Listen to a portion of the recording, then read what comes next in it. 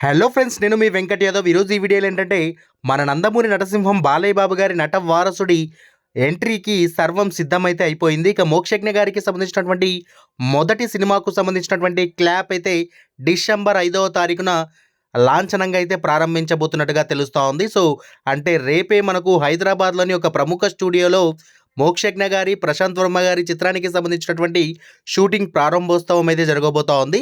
ఉదయం 9 నుంచి 10 గంటల సమయంలో అయితే ఈ షూటింగ్‌కి సంబంధించినటువంటి పూజా కార్యక్రమాలైతే జరగబోతున్నాయి. బాలయ్య బాబు గారితో పాటు పలువురు ఈ పూజా కార్యక్రమానికి హాజరవ్వబోతున్నారు. అండ్ ఇక మోక్షజ్ఞ గారి అండ్ ప్రశాంత్ వర్మ గారికి సంబంధించినటువంటి మూవీ టీమ్ కూడా ఈ పూజా కార్యక్రమాల్లో అయితే పార్టిసిపేట్ చేయబోతున్నారు.